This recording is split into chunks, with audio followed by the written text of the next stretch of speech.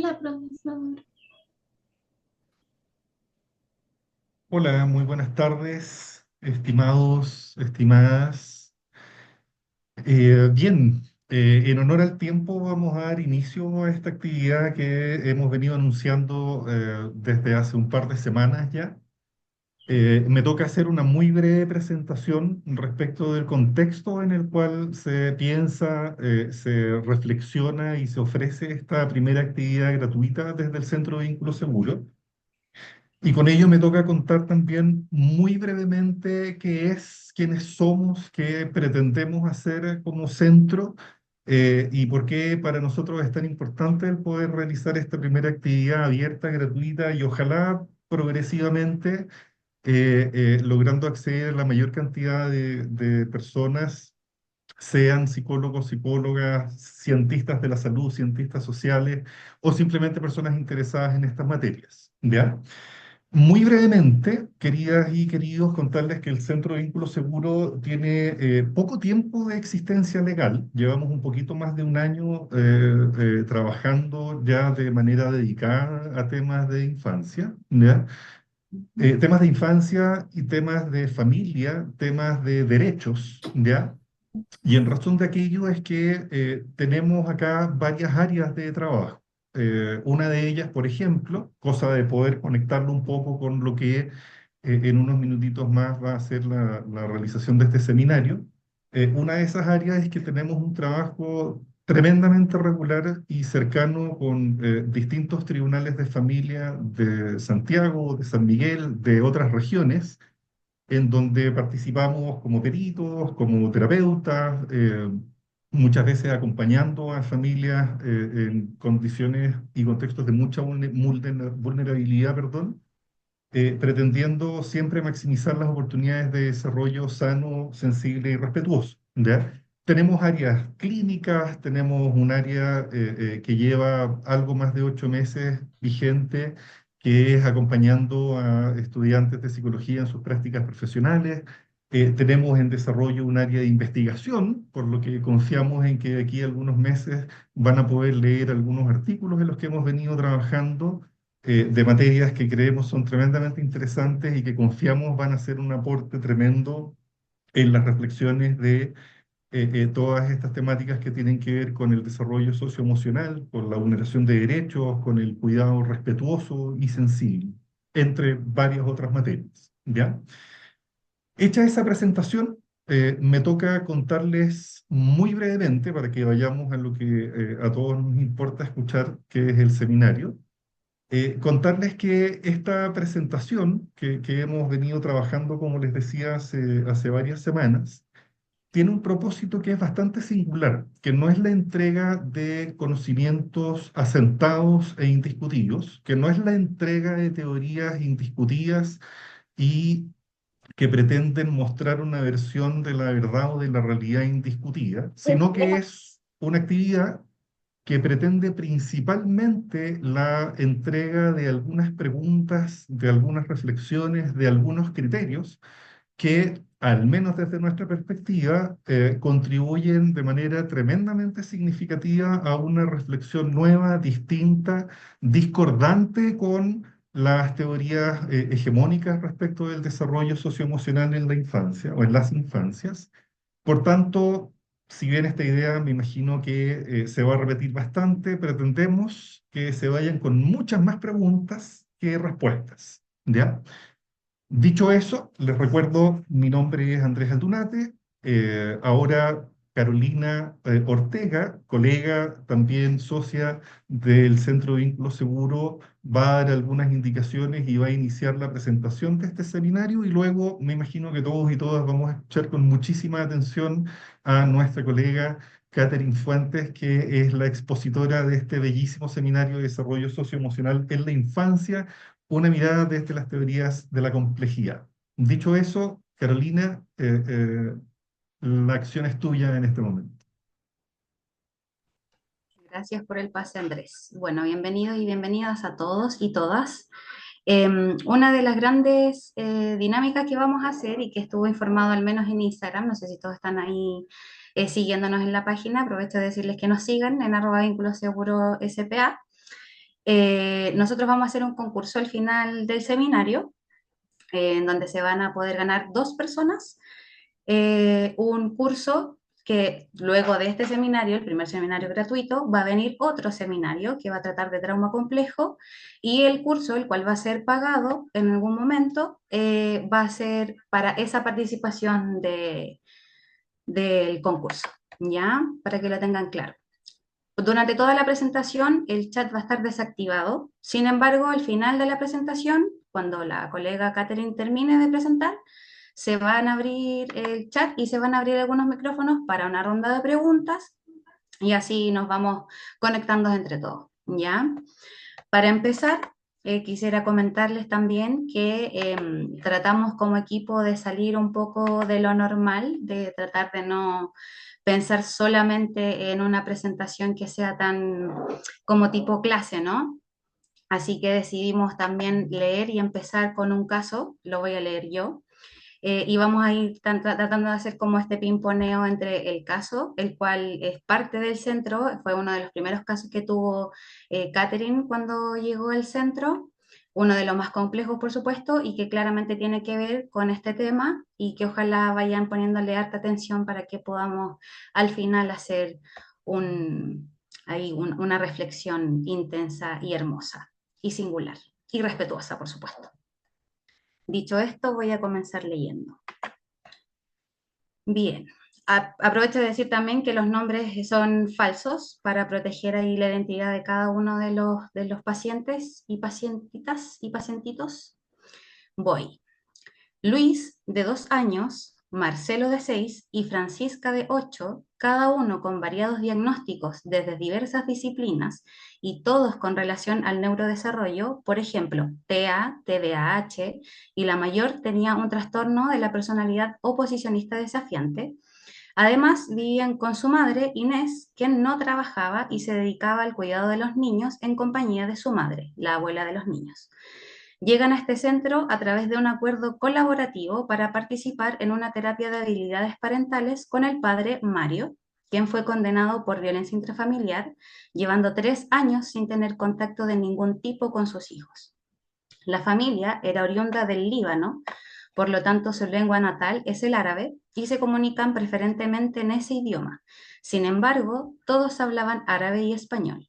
Las barreras idiomáticas no eran un problema, ya que se lograban comunicar todos. No obstante, caímos en cuenta que la cultura de la que provenían tiende a ser un poco más tosca y con tonos altos, por lo que al escucharlos hablar daba la impresión de que estuvieran peleando, pero no, así era su idioma. Lo relevante de este caso es que la figura materna se mostraba como una víctima de maltrato en todas las sesiones y el padre se mostraba como alguien genuinamente desesperado por retomar contacto con sus hijos. Sus hijos mostraban en ocasiones un fuerte rechazo por su padre, pero al momento de retomar el contacto con él, los niños mostraban genuinamente disfrutar y extrañarlo. Durante el tiempo en que los niños estuvieron viviendo con su madre, llegaban a la consulta con moretones, desaseados, con ojeras, siempre resfriados, irritables y presentando signos de desnutrición.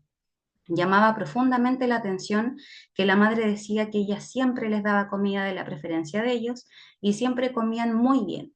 Luis, el menor, tenía otros diagnósticos que sugerían que debía ser medicado de por vida, ya que presuntamente tenía un cuadro severo de deficiencias digestivas, respiratorias y neurológicas. Al cabo de 6 meses, ya cuando se logran establecer las visitas, los 3 niños comenzaron a experimentar ansiedad y angustia por separación y expresar profundo pesar por tener que separarse del padre.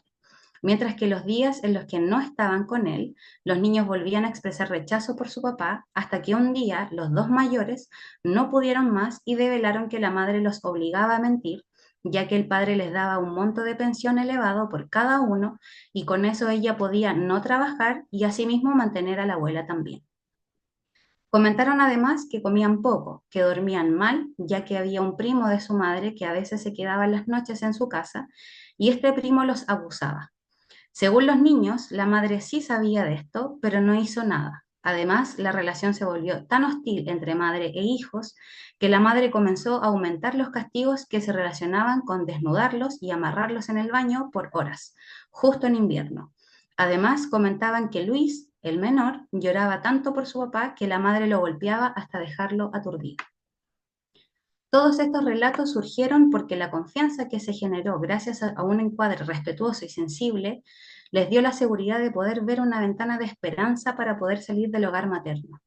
Lo curioso es que la madre, en las sesiones, comentaba que estaba feliz de poder tener a sus hijos y siempre mostraba una actitud desde la posición de víctima, y su puesta en escena con el padre de los niños era digna de una persona tremendamente maltratada, salvo porque en sus discursos ella no podía reflexionar sobre las necesidades de sus hijos.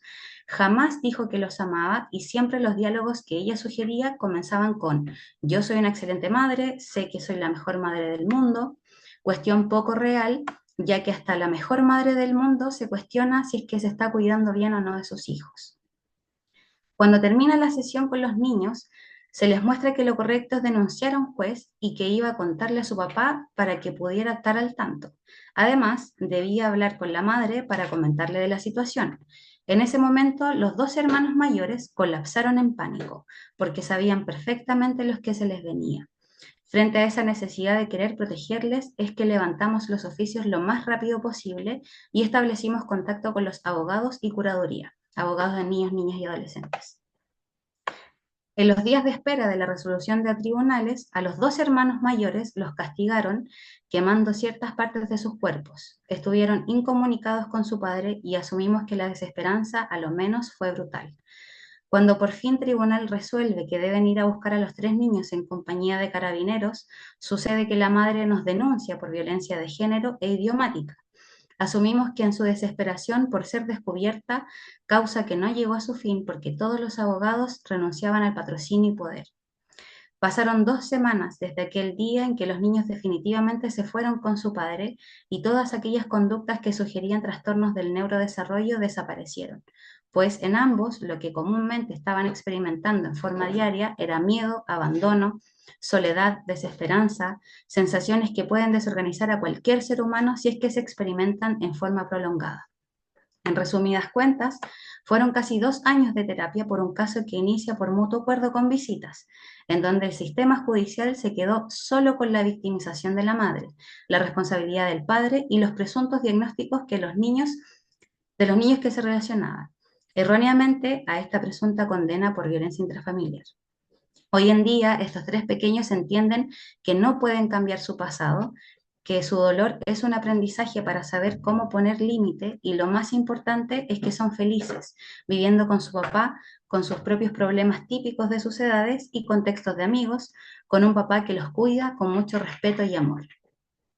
Con esto le doy el pase a Catherine. Espero que hayan puesto mucha atención al relato, así que comenzamos con el seminario oficialmente. Muchas gracias, querida colega. Bueno, como para empezar, ¿no es cierto? La idea es que siempre vamos a ir citando este caso, ¿no es cierto? Entonces, vamos a hablar entonces como haciendo un pimponeo entre los modelos hegemónicos y los modelos de la complejidad, para que vayamos despejando dudas, mitos, ¿no es cierto? Y además ciertas formas de pensar que nosotros en el día de hoy también tenemos. Entonces, si bien los modelos hegemónicos, ¿no es cierto?, piensan que la adultez es vista como la meta, ¿ya? Este enfoque puede ser tremendamente limitante, dado que, y me voy al ejemplo que relató nuestra querida colega, que y todas las conclusiones de los informes, tanto de las peritos, ¿no es cierto?, como las psicólogas, las terapeutas ocupacionales que hicieron todos estos diagnósticos, y los neurólogos, era que había una proyección súper disruptiva hacia la vida adulta. De hecho, la preocupación era que van a ser adultos problemáticos, de hecho todos. Entonces, los modelos hegemónicos aquí ya presentan, por ejemplo, la idea de que es más importante la adultez. En cambio, los modelos de la complejidad sugieren que el propósito del desarrollo no debería centrarse exclusivamente en la adultez, sino que en un proceso continuo que se experimenta en cada fase de la vida. De acuerdo a lo que dice Paul Walters, el desarrollo es un proceso dinámico que tiene lugar a lo largo de toda la vida, donde cada etapa tiene su propio valor y su propio propósito. De hecho, él dice, el desarrollo humano no solo se define por la acumulación de logros, sino por la adaptación a circunstancias cambiantes. De hecho, la adultez como punto de referencia, ¿no es cierto?, para muchas culturas es vista como un momento de estabilidad y como un momento de madurez. Sin embargo, las expectativas sociales sobre qué se espera de los adultos, como la estabilidad económica, el éxito laboral, el éxito familiar, etcétera, pueden ser poco realistas e incluso contraproducentes con el desarrollo. Ahora, para Giddens, ¿no es cierto?, que es un sociólogo también contemporáneo, habla sobre cómo las expectativas sociales y culturales sobre el desarrollo humano, ¿no es cierto?, han sido moderadas por una visión adulta y productiva de la vida. De hecho, él dice, el concepto de desarrollo debe liberarse de las expectativas normativas de la adultez y considerar los logros y avances en cada etapa de la vida. Entonces, cuando llegaron estos pequeñitos, ¿no es cierto?, a nuestro centro, la proyección de su malestar, de su situación de desarrollo de 2 años, ¿no es cierto?, en adelante, era nefasta. Y de hecho, la idea, ¿verdad?, era que nosotros teníamos que trabajar con intervenciones que estaban basadas en el autismo, con intervenciones que estaban basadas en el TDAH, con intervenciones que estaban basadas en los trastornos de la personalidad, en una niña de 8 años, 9 años. Entonces, era, para nosotros ya era una alarma desde aquellos modelos y desde lo que el sistema nos pedía hacer. Ahora, nosotros aquí tenemos dos imágenes, ¿ya? Una imagen que representa los modelos hegemónicos y la otra imagen que son los modelos de la complejidad. A la izquierda, modelos hegemónicos y a la derecha, los de la complejidad. La imagen de la izquierda propone, ¿no es cierto?, un diagrama que está bien estructurado, ¿no es cierto?, que la infancia está a la base y en la cima está la adultez, ¿no es cierto? De hecho, en la copa, en la cima, ¿no es cierto?, sugiriendo quizás una progresión que es lineal, ¿verdad?, que está predecible hacia un estado final idealizado, que es la adultez. El diseño es limpio, evocando materiales educativos que son tradicionales, ¿verdad? Perdón, que son tradicionales y que en el fondo lo que representa es que son como tres elementos fundamentales. Primero, el enfoque lineal y teleológico, es decir, estos modelos tienden a ver el desarrollo como un proceso que es secuencial, que progresa de un punto inicial, que es la niñez, hacia un punto final, que es la vida adulta, ¿no es cierto? Como si fuera un destino ya definido y claro.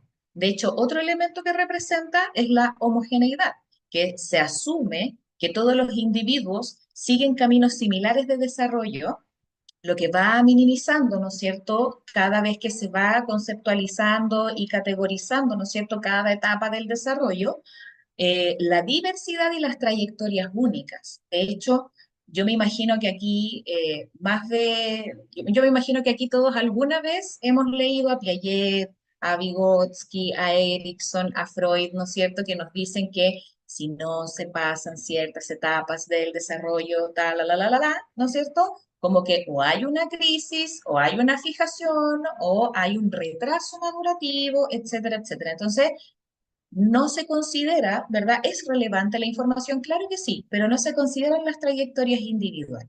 Por otra parte, y otro elemento que es también fundamental como para analizar desde los modelos hegemónicos, es el control y la predictibilidad. De hecho, la estructura que es jerárquica, ¿no es cierto? Que a la base están los niños, después los adolescentes, luego la adultez, ¿verdad?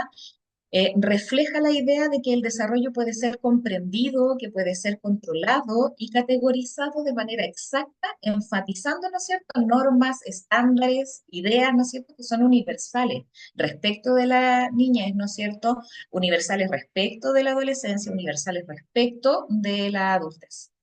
La segunda imagen, la que está a la derecha, en comparación, ¿no es cierto?, a los modelos hegemónicos, que son los modelos de la complejidad, representa un diseño, ¿no es cierto?, que está inspirado en redes, que está inspirado en nodos que están interconectados con un flujo que es dinámico, ¿no es cierto?, que tiene formas, que tiene colores, que tiene luces, que tiene sombras, ¿verdad? Y que estos elementos visuales, fractales, ¿verdad?, que tiene patrones, ¿no es cierto?, sugieren crecimiento, dinamismo, movimiento. No es una estructura, no es lineal, no es predecible tampoco, por lo tanto, entonces, lo que va representando esta imagen de los modelos de la complejidad también tiene tres elementos que son súper interesantes de analizar. Por ejemplo, la interconexión y la diversidad, es decir, los modelos de la complejidad ven el desarrollo como un proceso influenciado, ¿no es cierto?, por múltiples factores que interactúan entre sí de manera que es dinámica, ¿no es cierto?, e impredecible. De hecho, cada nodo, ustedes ven ahí en la pantalla al lado derecho, simboliza una experiencia única, influenciada, ¿no es cierto?, por el desarrollo, por las trayectorias. De hecho, el otro elemento que se complementa al punto anterior, ¿no es cierto?, es la emergencia y la adaptabilidad. De hecho, a diferencia de los modelos hegemónicos, aquí se destaca que el desarrollo no sigue un cambio predefinido, sino que emerge de la interacción, ¿no es cierto?, entre las experiencias individuales y el entorno. De hecho, y esto también se relaciona con el tercer elemento que es el holismo, lo holístico, que yo también me imagino que alguna vez lo han escuchado. ¿Por qué? Porque este enfoque considera al individuo como un todo integrado en un contexto, ¿no es cierto?, que está subrayando la importancia de las relaciones interpersonales, de las emociones, de las influencias culturales, de las influencias sociales y del desarrollo socioemocional. Entonces, volviendo al ejemplo, ¿no es cierto? Con estos pequeñitos, si nosotros nos quedamos con toda la información previa que nos entregaron y con el mandato ya casi manualizable, ¿no es cierto?, de lo que propone el Tribunal de Familia en esos momentos, nosotros hubiésemos trabajado con ellos el TDAH, el trastorno de la personalidad oposicionista desafiante, y hubiésemos trabajado el trastorno del espectro autista, y además con el más pequeño hubiésemos tenido que también trabajar todos aquellos, aquellas dificultades, entre comillas, que tenía, que eran desde el sistema respiratorio, desde el sistema cardiovascular y desde el sistema digestivo. Entonces había que quizás, ¿no es cierto?, considerarlo porque era parte de la información relevante que nos entregaba. Sin embargo, tal y como dice el relato, ¿no es cierto?, que nos contó nuestra colega al inicio, nosotros no quisimos, ¿verdad?, trabajar con esos diagnósticos, y porque no adherimos con los modelos hegemónicos, para nosotros toma más sentido todos los modelos de la complejidad. Entonces comenzamos a ser súper genuinos, de hecho, considerando cuestiones que son súper básicas y que las vamos a ver ahora. Por ejemplo, la utilidad y el funcionamiento del cerebro. De hecho, para los enfoques hegemónicos, ¿verdad?, se propende a la vida adulta. De hecho, después de la vida adulta, ¿no es cierto?, que es la senectud, que es ser como en la segunda adultez, ¿verdad?, etcétera, etcétera, como que no hay tanta teoría, o la verdad es que se considera que uno, cuando es adulto funcional, ¿verdad?, es competitivo, ¿no es cierto?, tiene que alcanzar ciertas metas, es súper individual. Entonces, al parecer, ser adulto es lo primordial. Por lo tanto, para los modelos hegemónicos, en este caso, ¿no es cierto?, de los pequeñitos, era necesario hacer esa proyección en las conclusiones. De hecho, nos llamó mucho la atención porque de todos los profesionales que hicieron los diagnósticos hacían algo similar o sugerían lo mismo. De hecho, también se espera que al ser adulto uno tiene que estar bien y punto, ¿no es cierto?, y madurar. De hecho, la maduración, ¿no es cierto?, se considera como el punto culmine. Y era, ¿no es cierto? Entonces, en comparación, los modelos de la complejidad ponen énfasis en que la biología es tan relevante, porque si no tenemos biología no estamos aquí. De hecho, no estaríamos conectados, yo no le estaría hablando, estaría bajo tierra, qué sé yo, ¿no es cierto? O simplemente no existiría.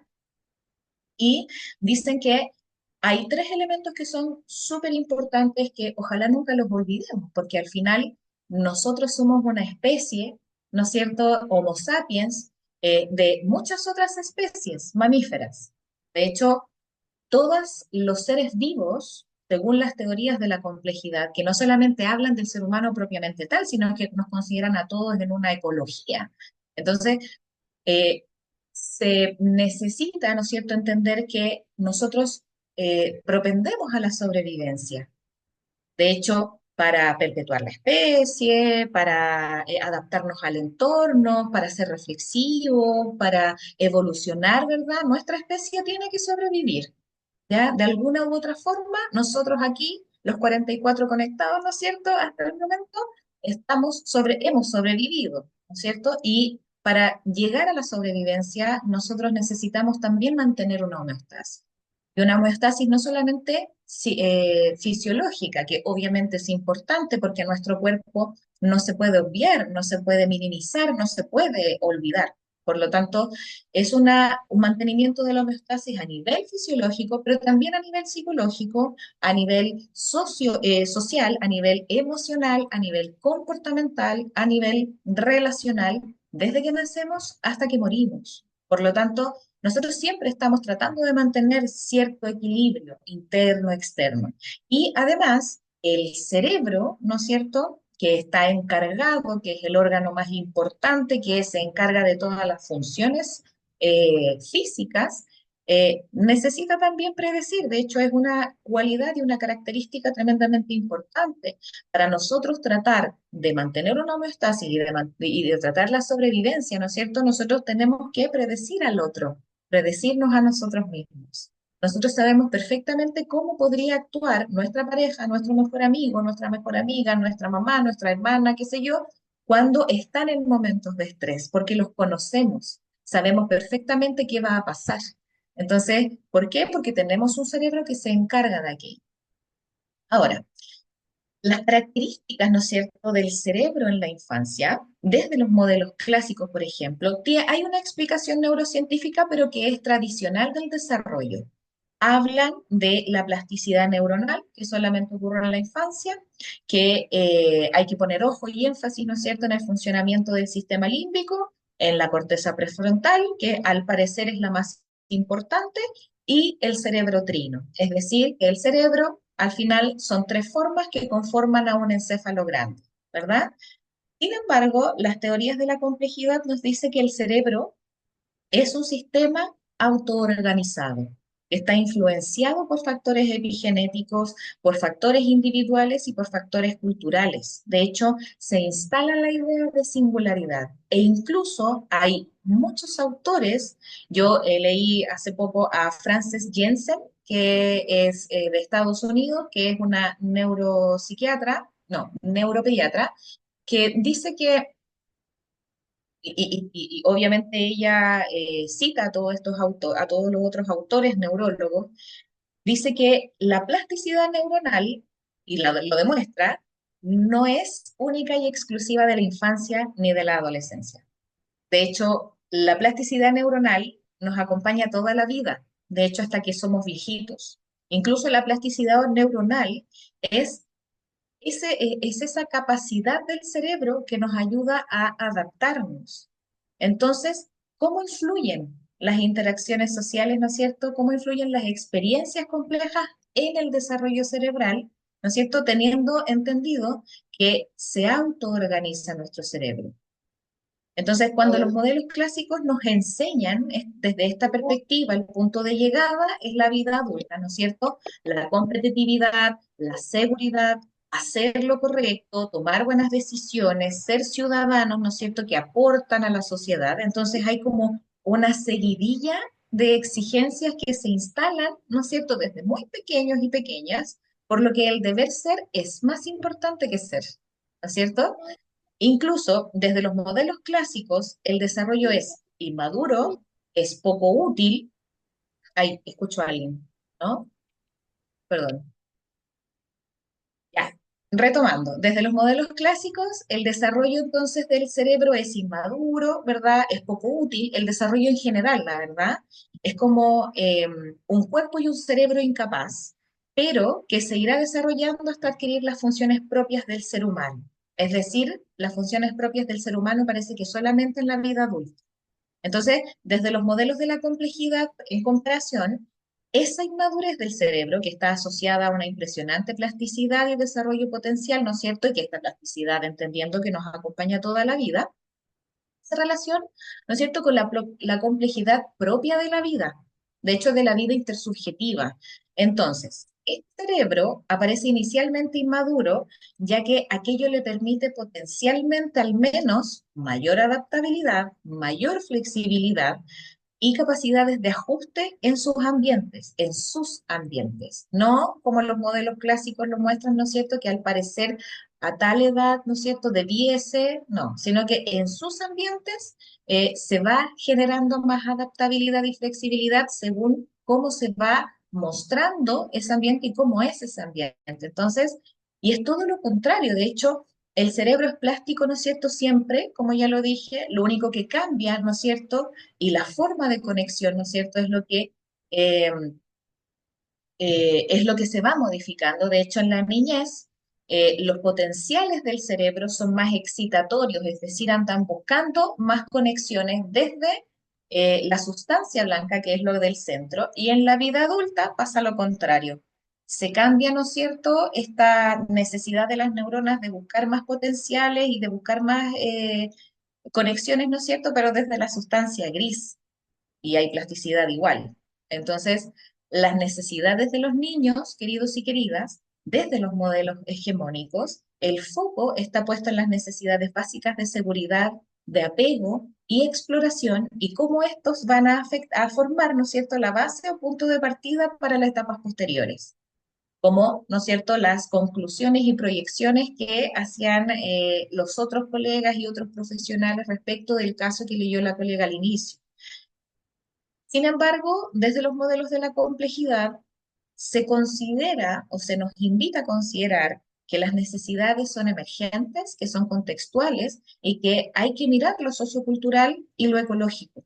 Por ejemplo, las necesidades van cambiando según los cambios en entornos dinámicos y o frente a crisis globales. De hecho, para nosotros, todos los que estamos presentes al día de hoy, sabemos perfectamente qué nos pasó en la pandemia, ¿no es cierto? Que esa es una crisis global y tuvimos que adaptarnos.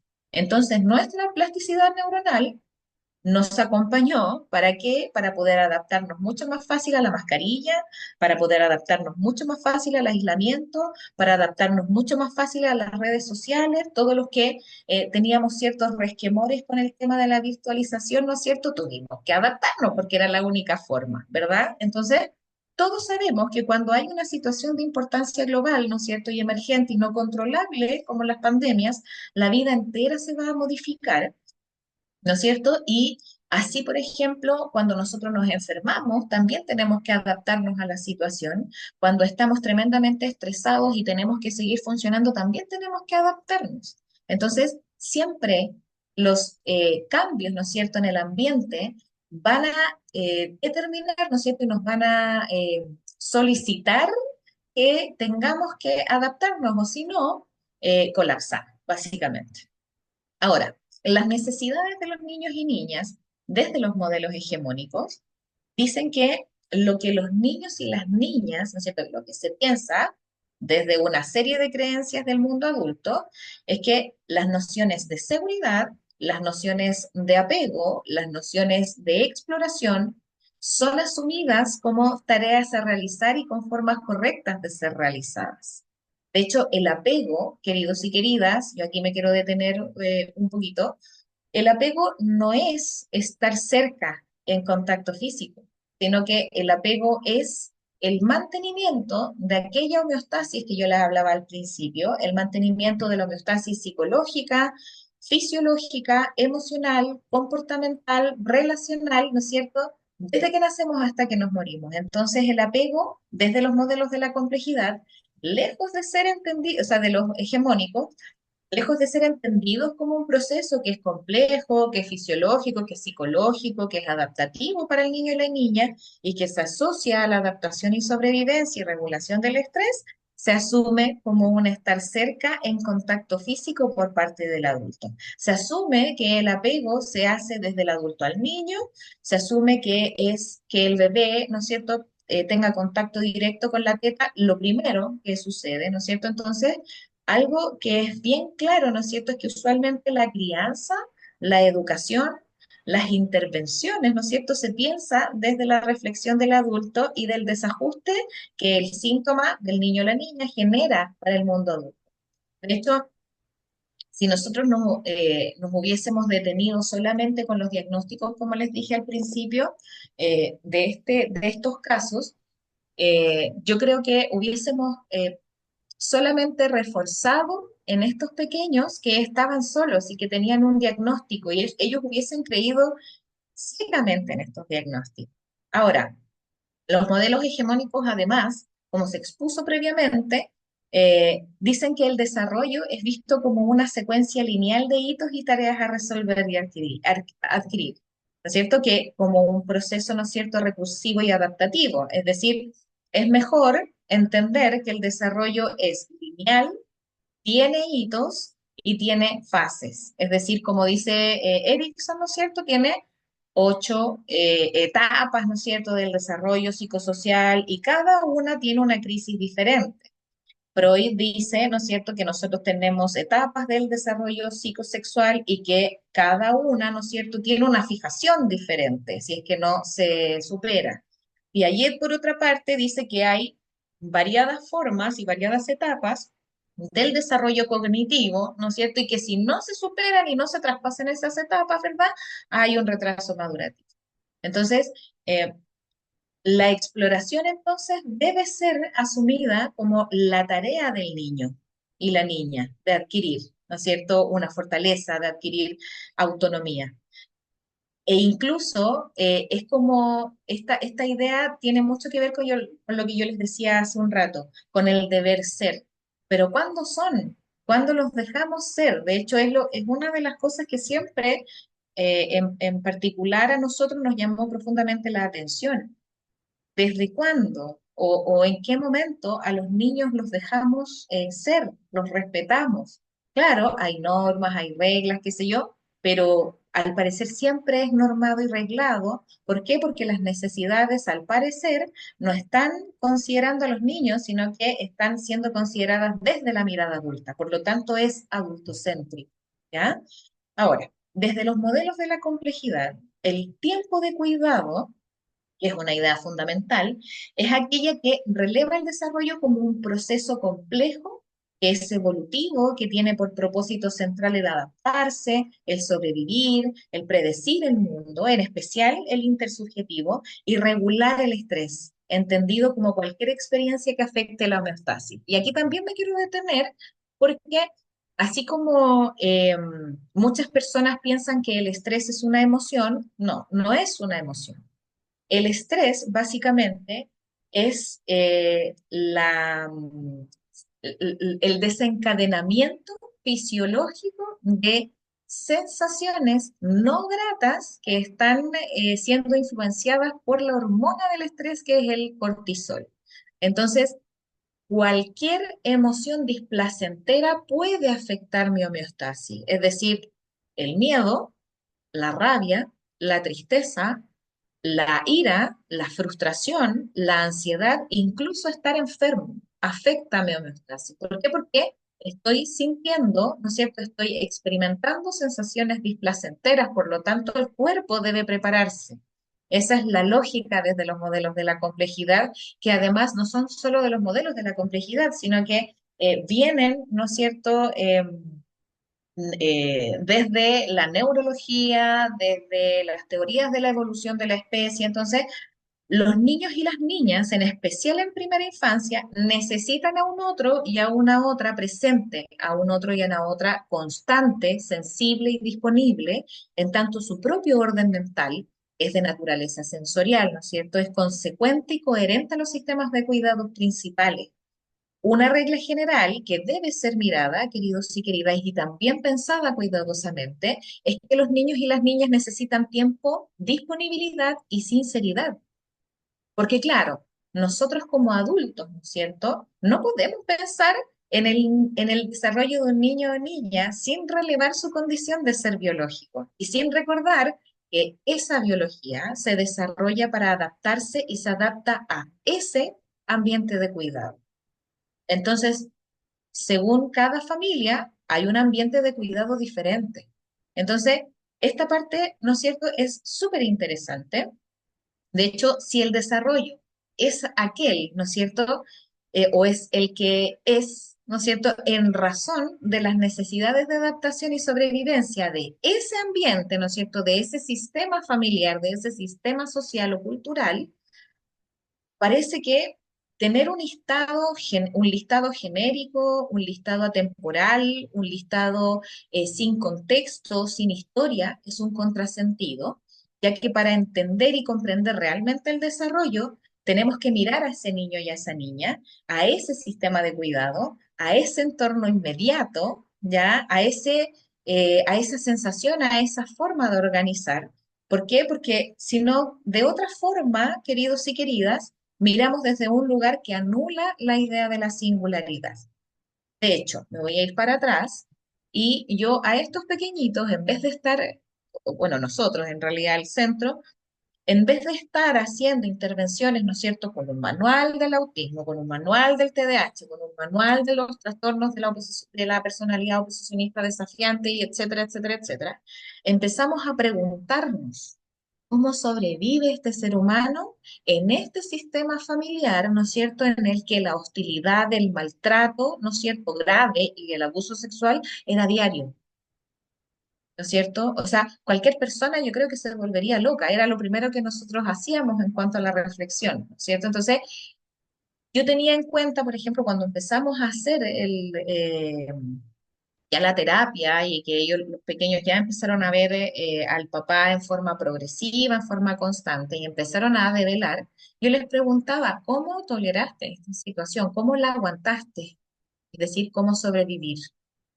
¿Cómo, qué hacías para no pensar en aquello o qué hacías para eh, dejar de sentirte como te sentías? Mantener la homeostasis, ¿no es cierto? ¿Cómo te dabas cuenta que la mamá iba a llegar y te iba a pegar? ¿Cómo te dabas cuenta que venía el primo y se iba a acostar en tu cama? ¿Cómo te dabas cuenta que la? Entonces, tratar de predecir. Entonces, ese tipo de lineamientos, ¿no es cierto? Puntos a nosotros nos invita a hacer preguntas que son tremendamente respetuosas, que acompañan a esa singularidad, a esa forma de sobrevivencia. De hecho, estos pequeñitos, ninguno tenía los síntomas de los trastornos que tenían en los diagnósticos previos. Ellos después fueron disminuyendo su carga ansiosa, su carga angustiosa, es decir, lo que ellos tenían no era TDAH, lo que ellos tenían no era autismo, lo que ellos tenían no era un trastorno de la personalidad oposicionista desafiante. De hecho, es incorrecto, es poco respetuoso y poco ético un diagnóstico de la personalidad o un trastorno de la personalidad antes de los 18 años. No se puede. De hecho, ¿por qué? Porque la personalidad todavía está en desarrollo. Entonces, una niña de la segunda infancia que tenga un trastorno de la personalidad ya es un diagnóstico errado, ya es una forma de mirar hegemónica, adultocéntrica y errada. ¿Por qué? Porque se hizo ese diagnóstico en función de lo que dijo y los antecedentes que dio la profesora y lo que dijo y los antecedentes que dio la madre. Dos personas que no conocían a esta pequeña. Entonces, los modelos de la complejidad, queridos y queridas, pone el punto, ¿no es cierto?, en que la necesidad de seguridad apunta principalmente al cómo cuidadores y cuidadoras acompañando, ¿no es cierto?, acompañamos en el crecimiento de niños y niñas, cómo, ¿no es cierto?, vamos reconociendo, cómo vamos respetando, cómo vamos corregulando al menos inicialmente, las experiencias de estrés y las formas sensibles y respetuosas y genuinas. ¿Ya? Entonces, incluso la corregulación implica que si yo veo a mi hijo, a mi hija, a mi paciente, a mi estudiante, ¿verdad?, que está desregulado, ¿no es cierto? Yo tengo la capacidad de poder acompañarlo. ¿Por qué? Por varias razones que son súper importantes. Primero, mi cerebro como adulta, ¿verdad? O como adulto, ya está completito. Entonces tengo muchas más posibilidades de poder eh, regularme rápido. Segundo, porque los pequeños y las pequeñas todavía están tratando de adaptarse a un mundo que no conocen por completo. Entonces están aprendiendo a organizarse. Y como la capacidad del cerebro, ¿no es cierto?, también es autoorganizarse, es súper importante y beneficioso e enriquecedor poder acompañarlos, como lo dicen los modelos de la complejidad, respetarlos también. Es decir, me carga esta situación, me cae mal que se ponga a llorar, me carga que se tire al suelo, me carga que se enoje, me carga que se frustre, perfecto, pero es tu emoción. Yo puedo respirar, ¿no es cierto? Puedo quizás hacer cualquier tipo de desplegar alguna conducta, ¿no es cierto?, que me ayude a volver a mi homeostasis, ¿no es cierto?, a mi equilibrio, para poder acompañar, ¿no es cierto?, a ese pequeño que está desregulado. Ahora, otro punto súper importante es que la desregulación emocional, queridos y queridas, no es propio o exclusivo del trastorno del espectro autista. De hecho, todos y todas los seres humanos, ¿no es cierto?, todas las personas nos desregulamos. Cuando nosotros hablamos de afectar nuestra homeostasis, estamos hablando de desregulación. Quizás a un nivel eh, más o menos complejo, eso depende de cada persona, pero todos nos desregulamos. Por eso es que la palabra corregulado o corregulación toma importancia desde los modelos de la complejidad. ¿Por qué? Porque si yo veo a un niño estresado, a una niña estresada, sobre todo si es mi hijo, ¿verdad? O mi hija, me va a dar rabia o me va a molestar, que es lo que sucede, ¿no es cierto? A mí me pasa mucho con los papás de mis pacientitos que me dicen, me cae mal mi hijo, o me dicen, pucha, es que ¿sabéis qué? Como que yo no puedo, colapso con su colapso, me enojo con su enojo, lloro con su llanto. Entonces, ahí no hay corregulación. Es decir, si mi hijo o mi hija me ve estresado, el estrés de él o ella aumenta. Por lo tanto, ¿por qué? Porque somos las primeras personas o las personas principales que los niños tienen, ¿no es cierto?, en el mundo. Entonces, todo lo que nosotros hagamos tiene una influencia directa en cómo van a ser ellos, en cómo, ¿no es cierto?, van a ver el mundo. Entonces, unas ideas generales, ¿no es cierto?, es que el desarrollo neuromadurativo y socioemocional en gran parte depende de nuestra condición humana, de nuestra condición como especie. Pero el cómo dicho desarrollo ocurre en consecuencia, ¿verdad? Es el cómo, ¿no es cierto?, nos representamos a nosotros mismos, al mundo, al otro, a la otra, depende directamente del sistema de cuidado. Es decir, el cómo yo estoy cuidando a mi niño, a mi niña, ¿no es cierto?, va a depender en el cómo ella o él va a mirar su mundo, se va a relacionar con el mundo, se va a relacionar consigo mismo, va a responder, se va a adaptar, va a ser o no flexible, etcétera. Entonces, nuestra reflexión como centro, ¿no es cierto?, es que la idea no es dejar que los niños y las niñas hagan lo que quieran, ¿ya? Sino que antes de quedarnos con una mirada adultocéntrica sobre lo que creemos que son sus necesidades sin reflexión, es preguntarse, ¿qué está sintiendo en estos momentos? ¿Cuánto contribuyo yo en su malestar? ¿Cómo está organizando mi forma de atención, ¿no es cierto?, o desatención hacia él o ella? ¿Qué tipo de mundo en estos niveles, ¿no es cierto?, de la complejidad le estamos mostrando a nuestros niños y niñas? Entonces, las ideas en este seminario es que no podemos olvidar lo relevante que es el cerebro, lo relevante que es la biología. Nosotros no podemos hacerle el quite, no podemos minimizarlo, no podemos anularlo, ¿ya? De hecho, es súper importante mantener la homeostasis, preguntarse cómo logra calmarse, qué le sirve, ¿no es cierto? De hecho, uno cuando empieza a mirar las formas, ¿no es cierto?, que los niños y las niñas tienen de cómo regularse, ¿no es cierto?, uno puede ir acompañando mejor, incluso pudiendo modificar esas algunas prácticas de regulación emocional. Incluso lo que sucedía con estos pequeños, volviendo a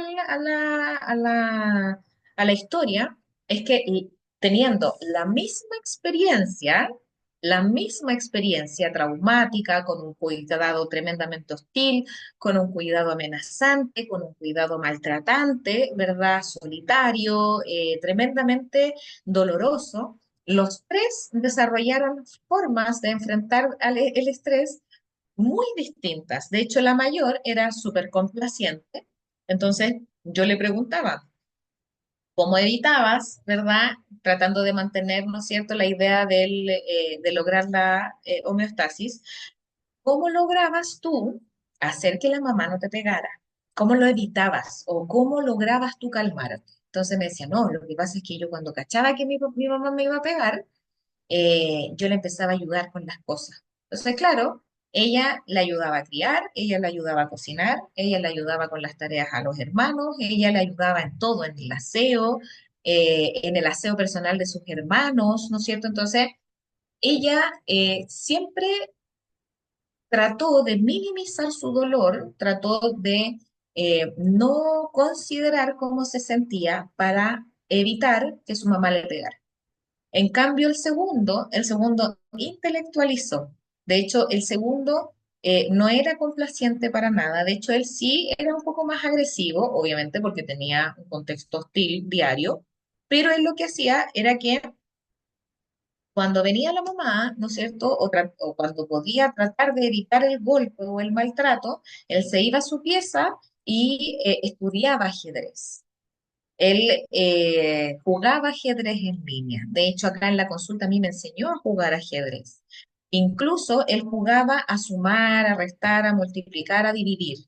Entonces él trataba como de disociar un poquito de este contexto, ¿no es cierto? Y centrarse mejor en algo que a él le llamara mucho la atención y que era súper intelectual. Y el más pequeñito, como era muy pequeñito, ¿no es cierto? Golpeaba. De hecho, se estresaba, escupía, tiraba el pelo, pataleaba, le pegaba a todo el mundo. Entonces, al final, como lo vemos, ¿verdad?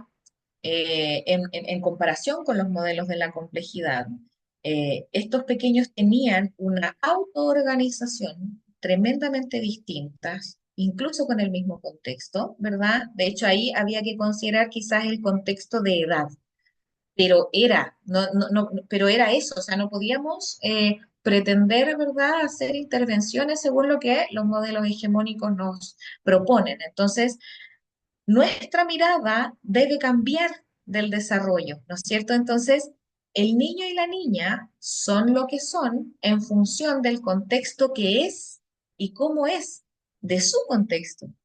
Entonces, la idea central nuestra también es que, eh, ¿qué le estamos mostrando? De hecho, quedarnos con esta última pregunta, ¿qué le estamos mostrando a nuestros niños? ¿Cómo queremos nosotros mostrarle el mundo? ¿Cómo nosotros queremos mostrarle cómo es el ser humano? ¿No es cierto? Pensando en que quizás apostamos por lo general, a que quizás los niños a lo mejor tienen que aprenderse a calmar, aprenderse a regular, ¿no es cierto? Solo, que está bien estar bien o que está mal, ¿no es cierto? O acompañarlo, ¿verdad? No necesariamente desde los modelos de los modelos hegemónicos está bien siempre estar bien. De hecho, no es real. Nuestra biología es tan fluctuante, nuestra biología es tan dinámica, que puede que algún día nos levantemos súper felices, a la hora de almuerzo algo nos dé pena, después a la hora, no sé, a las 5 de la tarde algo nos dé rabia y después en la noche volvemos a estar felices. Entonces no es real que estemos siempre felices. Y está súper bien estar mal. Si lo que está mal quizás es maltratar, tratar mal a un otro, insultar, ¿no es cierto? Agredir. Quizás eso está mal, eso está súper mal, obvio, siempre va a estar mal. Pero lo que no está mal es expresar, ¿no es cierto?, la frustración, la rabia, la pena, porque por algo es, por algo se siente. Entonces, las ideas que nosotros queremos proponerles desde las miradas de la complejidad es, primero, como ya les dije, no olvidar el tema de la biología, que es súper importante, no olvidar que cada sistema familiar es único, por lo tanto, cada niño, niña y adolescente también es único, se autoorganiza de forma única, tremendamente complejo y muy singular. Eso. Ajá.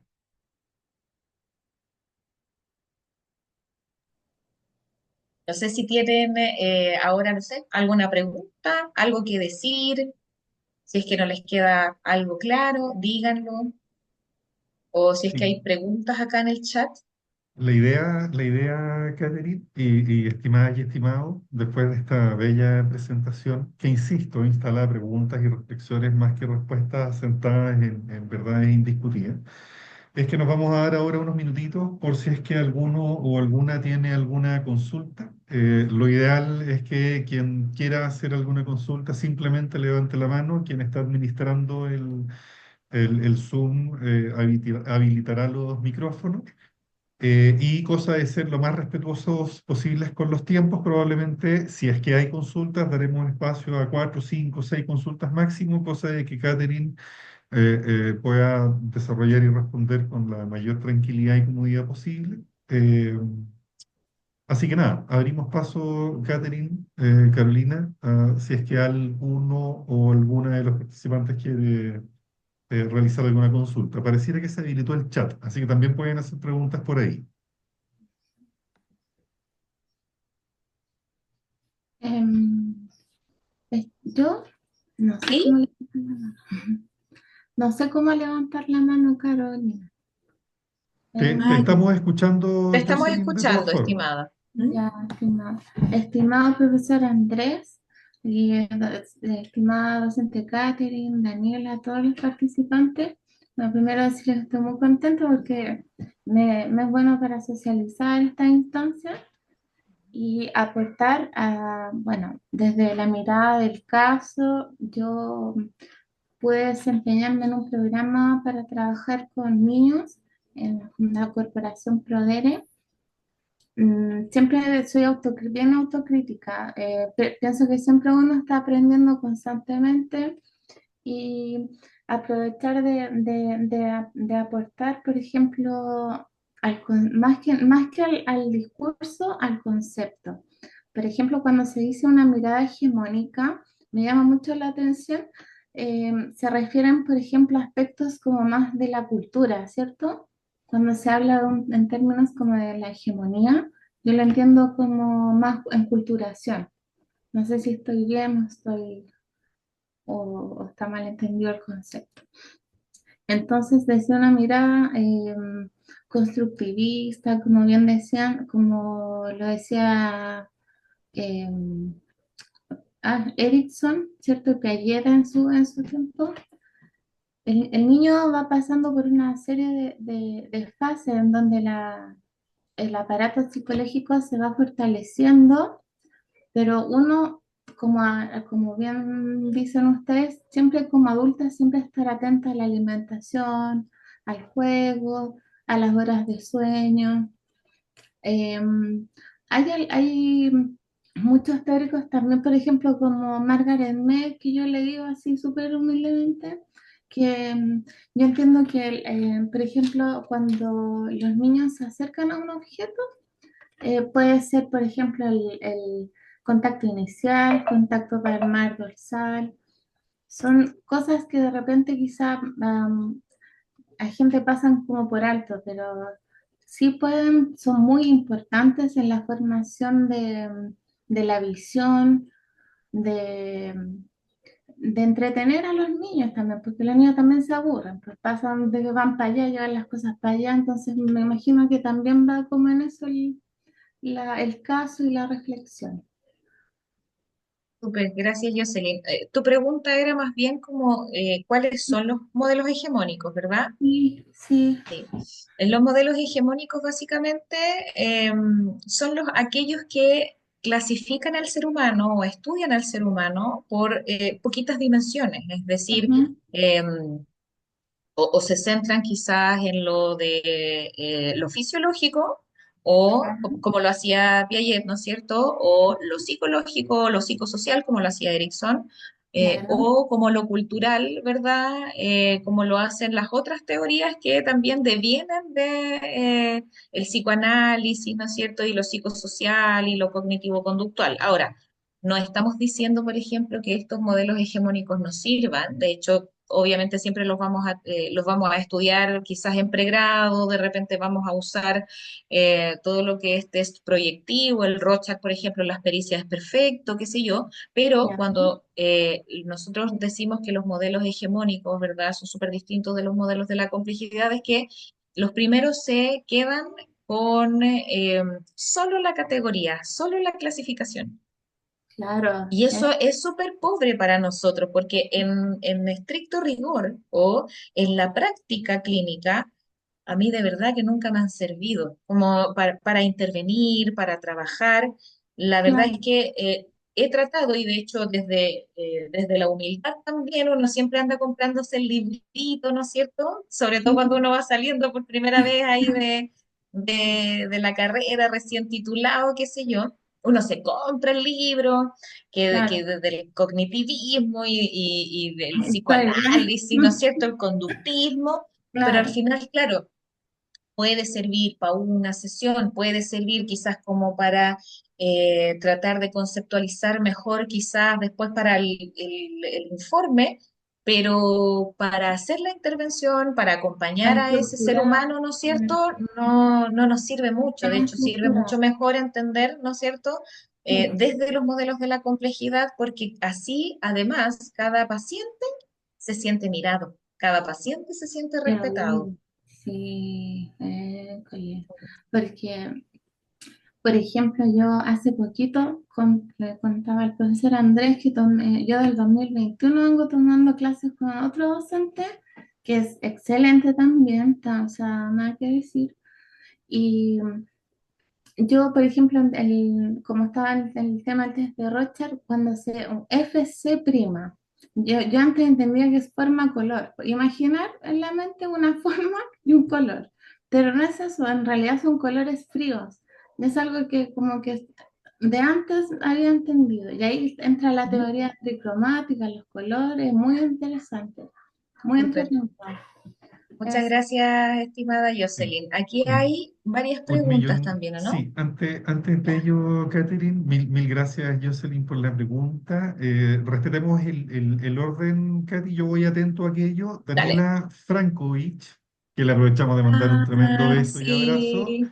Tiene una pregunta, pero no la escribió en el chat, entonces si respetamos el orden, Daniela puede abrir su micrófono y hacernos la consulta y después yo te leo las preguntas que van dejando en el chat, cosa de que tú te preocupes solo de responder. ¿Ya? Dale, súper. Muchas gracias.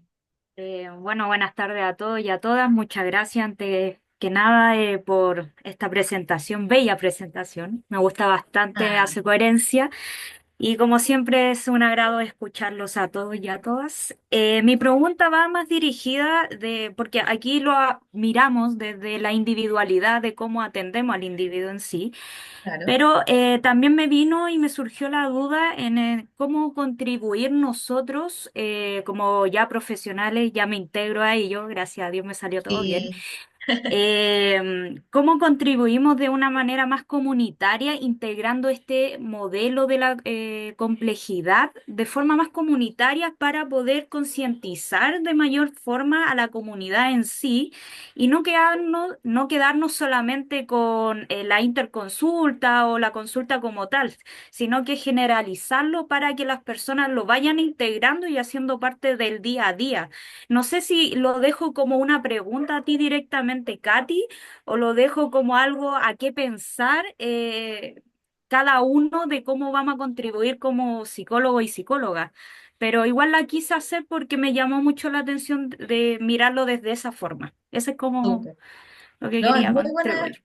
muy buena tu pregunta. Primero que todo, felicidades, querida colega. Un gusto escucharte. Eh, Mira, hace mucho tiempo atrás yo empecé a hacer clases en trabajo social. Y una vez me hicieron esta pregunta, y claro, uno puede, por ejemplo, desde el ámbito profesional, trabajar con comunidades y siempre considerando este modelo. De hecho, la complejidad también se puede mirar en las comunidades. No hay una comunidad igual que otra. De hecho, la comunidad de Estación Central, del Metro Ecuador, qué sé yo, no es la misma comunidad que la de Rancagua, no sé, po, de Machalí, ¿no es cierto? Entonces, son distintas comunidades. Entonces, como distintas comunidades, podemos nosotros hacer intervenciones que sean ajustadas, ¿verdad? O trabajos ajustados en función de las necesidades de una comunidad específica, si es que a eso te referías, Ujú. ¿sí? Sí, sí. Como desde la psicología comunitaria o como desde cualquier ser humano que está entendiendo esta teoría como para poder aportar. Claro, de ambas formas, en realidad. Ya. Yo creo que también es un mundo no muy explorado en Chile Mm, también el tema de lo comunitario y de cómo mm, se van desenvolviendo los distintos grupos. Entonces, igual consideré dentro de la reflexión en cómo integramos este modelo y cómo lo podemos trabajar con la misma comunidad. Porque claro. igual mi hermano es trabajador social, entonces Ah, poder perfecto. conversar este mismo tema y poder integrarlo, yo creo que sería sumamente importante al momento de intervenir. Claro, claro. De hecho, no me voy a extender mucho, pero como por darte un ejemplo, Ujú. los chiquillos de trabajo social del año pasado hicieron unas intervenciones en función de lo que les pedía la DIDEC, que era la Dirección de Desarrollo Comunal de la Municipalidad de X para allá para el sur. Entonces les dijeron, tienen que ir a distintas comunidades y hacer intervenciones con abuelitos. Entonces, para ellos la idea era hacer una intervención y repetirla en cada una de las comunidades y se dieron cuenta de que eso no era posible. ¿Por qué? Porque en una comunidad los abuelitos todos podían bailar. Y en las otras comunidades no, porque había la mitad que estaban con silla de ruedas y otros que no. En las otras comunidades habían dos abuelitos. Entonces, al final, las comunidades eran tan diversas que la forma hegemónica que tenían ellos de trabajar, es decir, un solo modelo con un solo manual, etcétera, no les podía servir para todos. Entonces, lo que tuvieron que hacer fue modificar en función de las necesidades de cada contexto sus intervenciones. Y les hizo mucho sentido esta teoría, porque decían, claro, no me puedo concentrar en lo que yo creo respecto del adulto mayor. Hay ideas generales, por supuesto que sí, respecto quizás de la biología, pero, ¿no es cierto? Cada grupo de adultos mayores tiene una forma súper compleja y única que no se iba repitiendo con las otras comunidades que venían, no sé, después. Entonces, eh, sí, pues sirve mucho y de hecho hay variados autores que a través, ¿no es cierto?, del curso que nosotros queremos ofrecer, que queremos que lean, que queremos que los conozcan, porque en el fondo, como bien dices tú, querida Daniela, eh, no hay tanta teoría ni tanta intervención como para poder leer y conocer. Entonces, sería súper bueno, ¿no es cierto?, que siguiéramos como conversando también. Y justo también con tu hermano ahí. Mm, Súper, muchas Trabajador gracias. social. A súper. ti. Gracias, Daniela, por la pregunta. Me sumo a las felicitaciones que te manda la Katia, maravilloso colega, sin duda va a ser un tremendo aporte al gremio. ¿Ya? Mm. Katy, Francisca Hernández te da las gracias por el seminario, dice que le hace mucho sentido y hace una pregunta súper compleja, que es ¿qué podemos hacer si el sistema nos pide seguir un modelo hegemónico? Uf, Gracias, qué Francisca intenso. Hernández, porque es una Sí, pregunta súper compleja. Así que tratemos ahí, Katy, sucintamente en sí. honor del tiempo, Sí. articular alguna idea. Yo creo que, bueno, desde nuestra experiencia, que a nosotros nos ha pasado harto, eh, ser lo más respetuoso posible siempre va a traer beneficios, incluso cuando el sistema está en contra. De hecho, con estos pequeños, a mí, por ejemplo, nunca me mandaron a llamar para declarar. Pero nosotros a partir de muchos oficios, reiterando que no había TEA, que no había TDAH, que no había nada de esto, lograron, ¿no es cierto?, escucharnos en algún momento. Entonces yo creo, sinceramente, que el respeto genuino por lo que estamos haciendo, también como que es parte de todo esto de, de los modelos de la complejidad, porque al final, cuando tú empiezas a explicar cómo la persona se adapta, cómo la persona sobrevive, cómo la persona predice, cómo la persona llega a un equilibrio, cómo se desequilibra y cuáles son sus síntomas, como que la gente empieza a entenderte. ¿Por qué? Porque no estamos hablando solamente de una categoría, ¿no es cierto?, con ciertos rasgos, ¿verdad? Que el DCM5, el CIE-11, no sé qué, que tiene numeritos y no estamos hablando en chino, estamos hablando de cuestiones que a todo el mundo le pasa, incluso a un juez, incluso a un director, incluso a un PRM, incluso a un abogado, incluso a un terapeuta ocupacional, incluso a los mismos padres. No sé si respondí la pregunta. Gracias, Katy. No sé si Francisca querrá hacer alguna solicitud de aclaración. Dice, muchas gracias. Me ha servido seguir esa misma dinámica. Sin embargo, las jefaturas lo ven casi como una debilidad. Seguro, seguro. Seguro que sí, Sí, Katy comentó seguro que que sí. a nosotros nos demandaron en Sí. la causa que fue, en el caso que fue escrito en este seminario. Entonces, sin duda tiene costos proponer algo distinto y más respetuoso, y sospecho que son costos que vale la pena pagar, ¿ya? Eh, Así que bueno, ánimo ahí, Francisca, con esas jefaturas, ¿no? Todos hemos tenido alguna de esas jefaturas, ¿ya? Sí, te Mil abrazamos. gracias. Oye, bien, déjame buscar la pregunta que viene, porque Nelson Rogat, hola Ujú. Nelson, ¿qué tal? Dice, a ver si puedo leer bien la pregunta, dice desde la complejidad, desde los modelos de la complejidad, ¿cómo interactuamos positiva y tolerante y generosamente la postura de los colegas del modelo hegemónico? ¿Sí? Sospecho que la pregunta apunta, Nelson, por favor, corrígeme si me equivoco, ¿cómo promover un diálogo respetuoso entre colegas u otros profesionales de las ciencias de la salud o sociales que militan desde los modelos hegemónicos, como la jefatura de Francisca, y aquellos colegas que pretenden promover y empujar los límites de lo posible y conocido desde los modelos de la complejidad. ¿Sí? Katy, Sí, tú Sí, también. Sí, ahí hola, está ¿me escuchan? Nelson. Hola Sí, aquí sí. Nelson. estoy. Sí, sí, sí. ¿Cómo están? Buenas tardes. Un Buenas Buenas abrazo tardes. grande tardes. desde Viña del Mar. Muchas Maravilloso. gracias. Sí, Bueno, igualmente. mira, les planteo esto porque en mi familia somos tres psicólogos. Mi hermana, que ya ella es magíster en psicología clínica, mi sobrino, su hijo, y yo, que somos egresados hace poquito, ¿ya? Entonces, tenemos pugnas intrafamiliares a propósito de precisamente su modelo hegemónico y su profundización en él durante todo su periodo del pregrado y después del posgrado. Entonces hemos tenido conversaciones donde ella dice, no, a ver un momento, los trastornos de la personalidad son así y las patologías son así y las cosas son así. Entonces, si reunimos estos 6 o 7 criterios, no puede decirse otra cosa que esto. Así que ustedes están equivocados si la cosa no es tan light, no es tan interactiva, no es tan espectral, ¿cierto? No es tan así. Es sí o no, simple, blanco o negro. Entonces, claro, tenemos esas, ya, pero todavía no empieza, pero, ya, estamos listos. Disculpen, es que ando con mi viejita.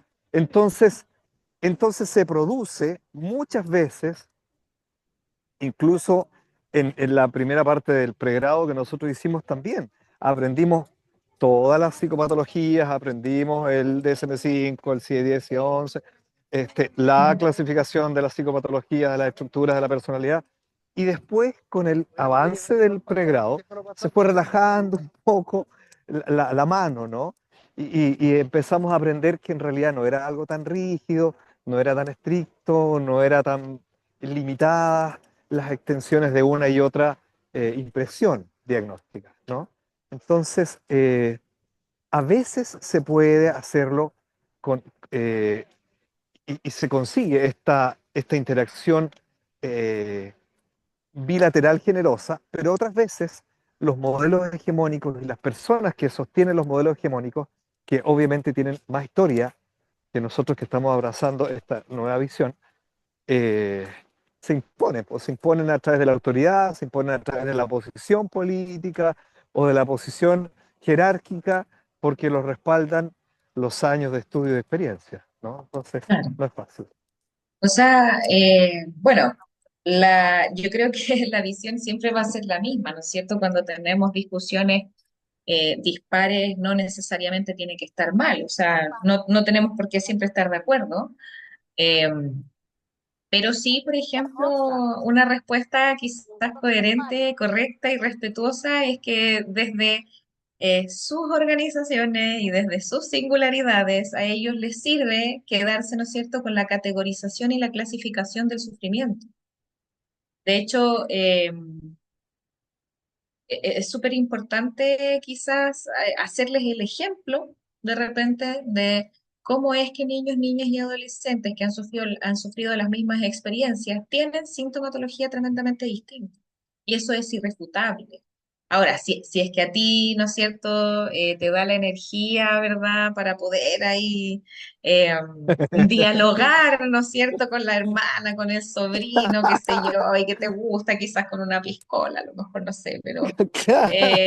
claro, pero yo creo que esos sistemas, ¿no es cierto?, cerebrales, fisiológicos, ¿no es cierto?, cognitivos, comportamentales, se han organizado así y les sirve así. Entonces, no sé cómo podría ir la discusión, sino que también yo creo que respondiendo lo que preguntó Francisca también, eh, que al final, eh, cuando nosotros hacemos nuestro trabajo, más allá de la discusión, cuando nosotros hacemos nuestro trabajo, lo que importa, ¿verdad?, es que el respeto por esa singularidad tan compleja no se pierda.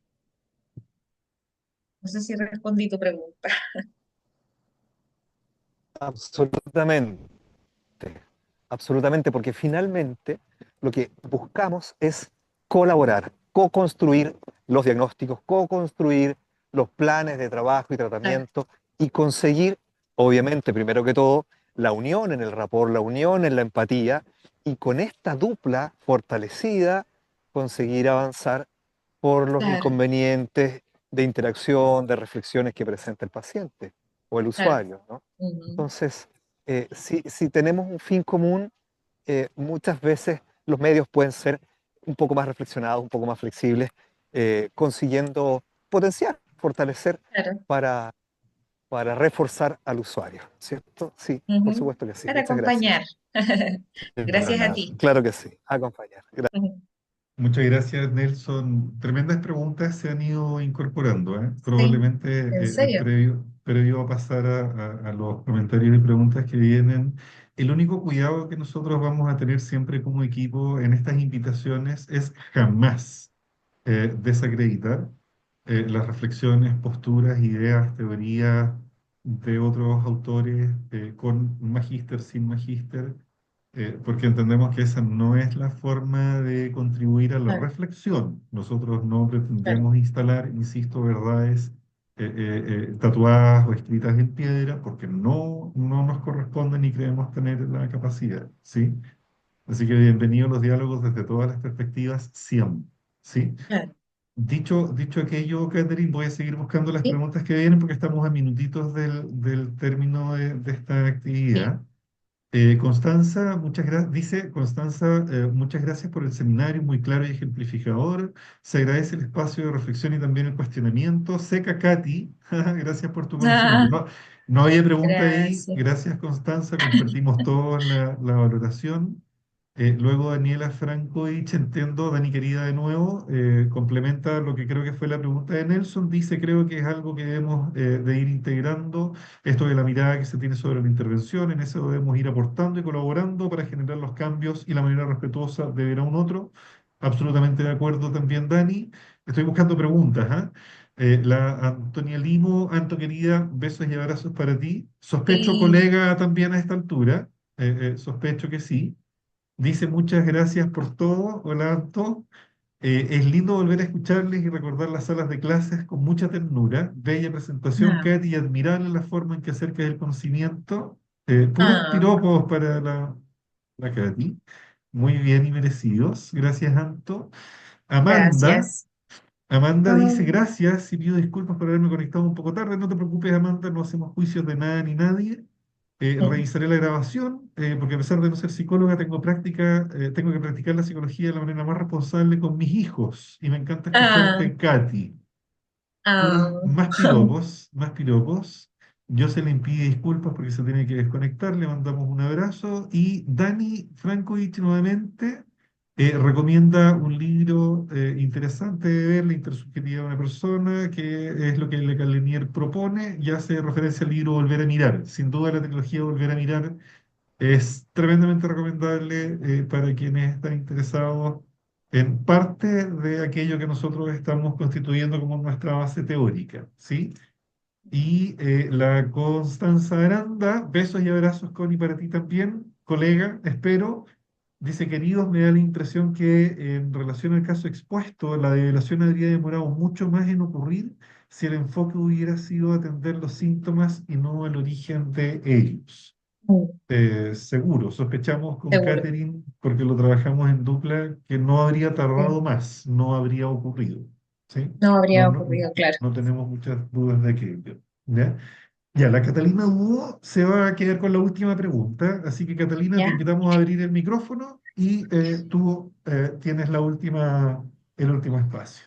¿Ya? Muchísimas gracias. Bueno, igual me sumo a todas las palabras de los colegas, no colegas que están participando hoy día en el seminario. Mi primera vez participando en un seminario de vínculo seguro, y mi pregunta igual está más relacionada como el cómo podemos quizás abordar o contribuir más como con estos cuidadores que, como sabemos y como se expuso, cumplen un rol fundamental en los niños, niñas y adolescentes y en su cuidado. O sea, y quizá mi pregunta es súper concreta, como que casi que preguntándole a Catherine cómo es que ella lo hace en la práctica clínica, solo como ante la necesidad constante que yo tengo también donde trabajo. Eso, muchas Súper. gracias. Muy buena tu pregunta, querida, porque la clínica infanto-juvenil es una clínica en la que se trabaja con niños, con niñas, con adolescentes y con sus familias. Por lo mismo, porque como sabemos y entendemos, ¿no es cierto?, ahora que son los cuidadores o el sistema de cuidado el que va a determinar, ¿no es cierto?, cómo es que el niño y la niña va a mirar su mundo, a sentir su mundo y a relacionarse con su mundo. La pega o el trabajo más puro y duro y firme es con las figuras de cuidado. De hecho, lo que yo suelo hacer, salvo en casos que son muy graves, como estos pequeñitos y otros que tengo también que son súper tremendos, es que los pequeños y pequeñas y jóvenes se quedan conmigo también como en forma paralela trabajando, pero si no, pequeños salen de escena y se quedan los papás. ¿Y cómo lo hacemos? Trabajamos habilidades parentales, hablamos de las propias crianzas que tuvieron, qué es lo que quieren cambiar, qué fue lo que les dolió, qué creen ustedes, por ejemplo, no sé, pues como padres. eh, que están repitiendo en sus hijos y no quieren y como que se frustran, cuánta culpa sienten. Está bien que a veces nos caigan mal, pero eso no significa, ¿no es cierto?, que vamos a tener que tratarlos mal.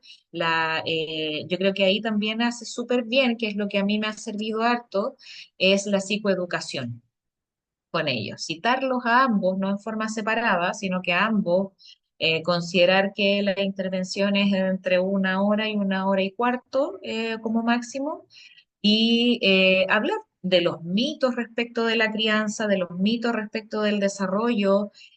Hablamos, por ejemplo, los hago leer libros. Y como ya más o menos voy conociendo cómo son los pequeños, hablamos de su estrés, del estrés de los pequeños, cómo les sirve a ellos calmarlos. Entonces, y cuáles son las estrategias que despliegan en el afrontamiento de estrés, que casi siempre son tremendamente distintas. Entonces, son al final los padres que se dan cuenta cómo poder regular mejor a sus hijos. Ni siquiera yo les digo lo que tienen que hacer. Conmigo, por ejemplo, y desde estos modelos más complejos, ¿no es cierto? Y que de hecho, todos los que trabajamos acá hacemos lo mismo, es que los invitamos, ¿no es cierto?, a sentirse en un espacio que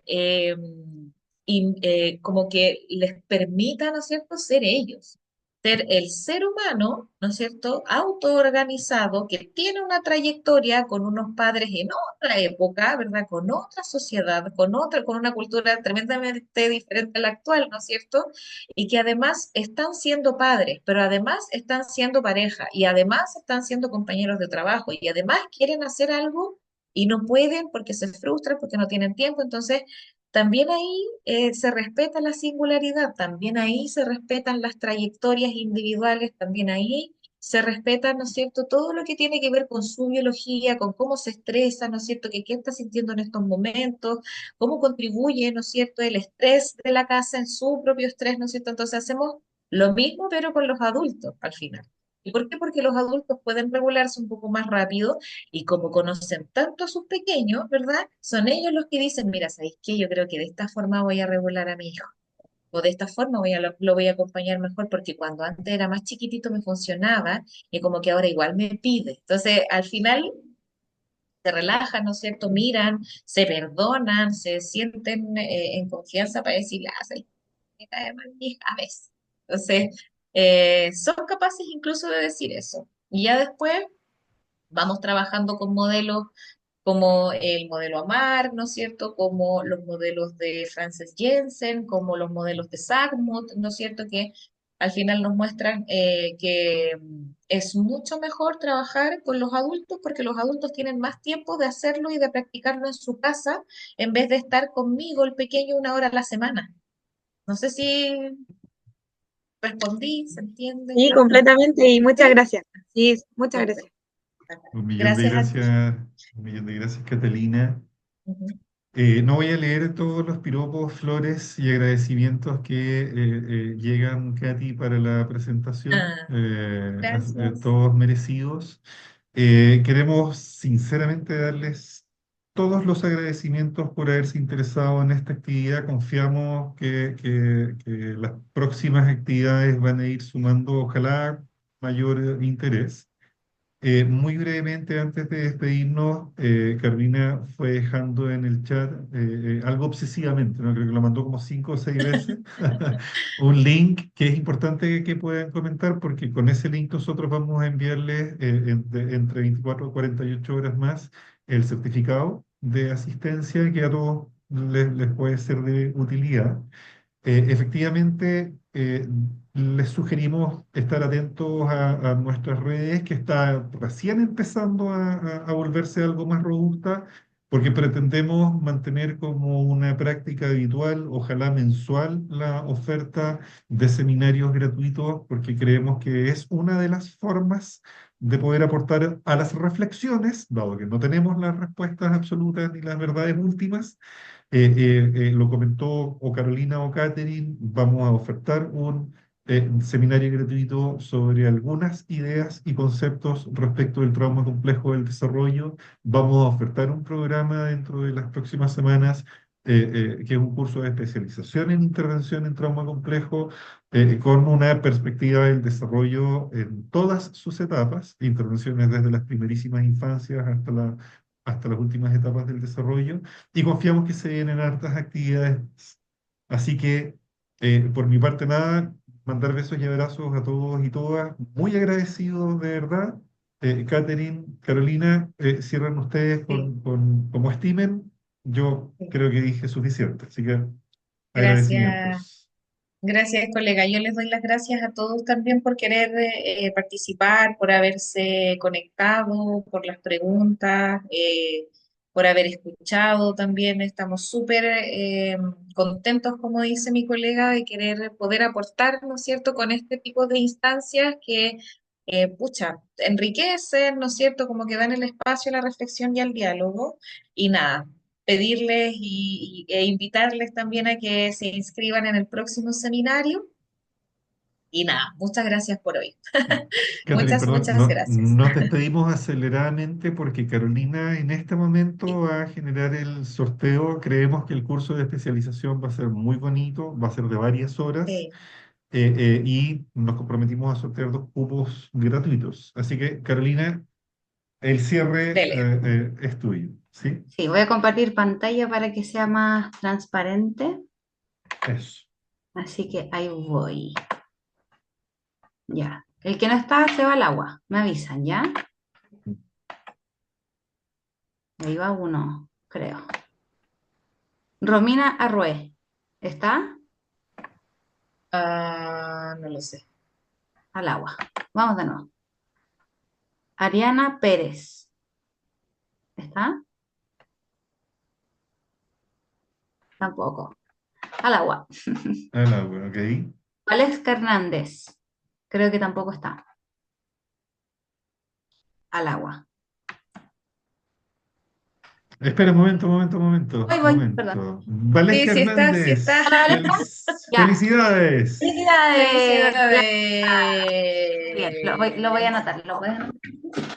Perfecto. Entonces la primera ganadora. Ya, Ahí, Valesca, nos vamos a contactar contigo, obviamente, para poder coordinar el detalle. Va a ser un curso certificado bien bonito, bien Sí, extenso y bien intenso. Ya, pero ya tenemos tus datos, así que nos vamos a poner sí. nosotros en contacto contigo de aquí al lunes. ¿Ya? súper. Se fue un cupo, así que, Caro, vamos con el segundo y último. Marta Yamilet Valencia está.